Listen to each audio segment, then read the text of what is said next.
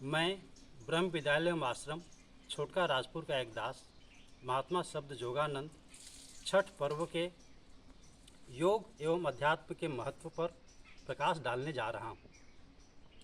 मेरा आश्रम बिहार प्रांत के बक्सर जिला अंतर्गत सिमरी से 7 किलोमीटर दूर गंगा किनारे स्थित है। मुझ पर श्री सरकार जी की अद्भुत कृपा रही है और उन्हीं की भगवत प्रेरणा से मैं छठ पर्व के महत्व पर बात कर रहा हूँ। बिहार में लोक आस्था के महापर्व के रूप में छठ को जाना जाता है। संपूर्ण भारतवर्ष ही नहीं बल्कि विदेशों में भी कहीं कहीं इस पर्व को हर्षोल्लास के साथ मनाया जाता है। छठ पर्व की शुरुआत गया जिला से मानी जाती है।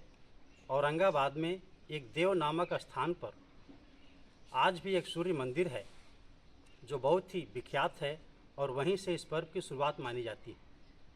मगध के मग ब्राह्मणों द्वारा इस पर्व की शुरुआत की गई। इन्हें सकलद्वीपी ब्राह्मण भी कहते हैं और इन्हीं मग ब्राह्मणों के नाम पर उस क्षेत्र का नाम मगध पड़ा। कार्तिक मास में दिवाली के चौथे दिन इस पर्व की शुरुआत होती है, यानी कार्तिक मास के शुक्ल पक्ष की चतुर्थी तिथि से यह पर्व शुरू होता है। उस तिथि को नहाय खाए कहते हैं। छठ व्रती उस दिन शाम में नहाकर खाते हैं और एक दिन का उपवास शुरू करते हैं।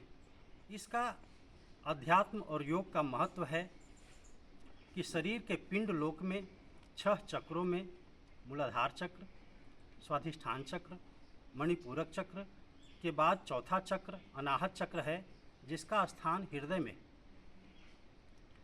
इसी चक्र में मन का स्थान है।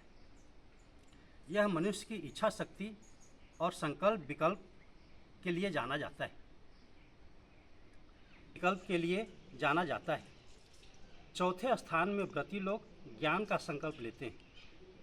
अविद्या जनित दुख छूट जाए और ज्ञान हो जाए, इसका संकल्प लिया जाता है। 5वां चक्र विशुद्धि चक्र है। विशुद्धि चक्र पर स्थान देवी का है। व्रती शुद्धता से रहते हैं। साफ सफाई शौच द्वारा केवल शरीर ही नहीं अपितु हृदय की मलिनता यानी छल कपट प्रपंच को भी दूर किया जाता है। 5वें दिन यानी पर्व के दूसरे दिन खरना कहा जाता है। इस दिन व्रती लोग आखर रोटी और खीर अथवा रसियाव का प्रसाद बना खाकर पुनः उपवास करते हैं। छठे दिन संझवत का पर्व कहते हैं। व्रती शाम में सूरज को अर्घ्य देते हैं। छठा चक्र आज्ञा चक्र है। यहाँ बुद्धि का स्थान है। बुद्धि तर्क द्वारा काम करती है। यही तारकासुर के वध शंकर जी के पुत्र कार्तिकेय जी द्वारा किया गया था। देवी का छठा रूप कात्यायनी का है।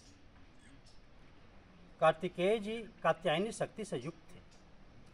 इसे ही छठी मैया कहते हैं। बुद्धि को मनुष्य भगवत स्वरूप गुरु में लगा दे। जब तर्क वितर्क परास्त होकर बुद्धि गुरु में लग जाएगी तब योग होगा। व्रती शाम में सूरज को अर्घ्य देकर गंगा किनारे या नदी किनारे घाट पर ही दीपक जलाते हैं और रात भर घाट सेते हैं। दीपक रात भर जलाया रखा जाता है। दीपक प्रेम का प्रतीक है। तम यानी अंधकार में दीपक जलता है। अविद्या की दुनिया तम का प्रतीक है। आप गुरु में योग कर प्रेम का दीपक जलाइए। गुरु के घाट पर ही निवास कीजिए।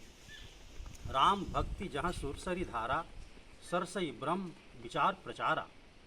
गंगा की धारा का मतलब भक्ति की धारा है और जहाँ भक्ति की धारा प्रवाहित हो रही है उसी घाट पर दीपक जलाने का मतलब प्रेम का दीपक जलाना और पूरी रात में उसकी सुरक्षा में सजग रहना है। रात्रि जागरण का मतलब सजग रहना है। यह प्रेम जीवन पर्यंत निरंतर बढ़ता रहे। यह प्रेम सहस्त्र चक्र में गुरु से योग कराएगा। जो जीवात्मा त्रिकुटी चक्र में प्रवेश कर जाएगी और वहाँ ज्ञान सूर्य का उदय होगा। उगते हुए सूर्य को अर्घ्य देना यानी सूर्य ज्ञान मार्तंड का प्रतीक है। भिद्यते हृदय ग्रंथि छिद्यते सर्व संशया क्षीयन्ते चास्य कर्माणि तस्मिन् दृष्टि परावरे। इसलिए व्रती सूर्योदय का इंतजार भावुकता के साथ करते हैं और जो ही ज्ञान भास्कर उदित होते हैं हृदय प्रसन्नता से भर जाता है। ज्ञान के प्रति नतमस्तक होकर दान पुण्य करने के बाद वे आहार ग्रहण करते हैं। अतः यह संपूर्ण पर्व योग और अध्यात्म से भरा हुआ है। यही ऋषि मुनियों द्वारा प्रचलित कर्मकांड एवं अध्यात्म का सम्मिलन है।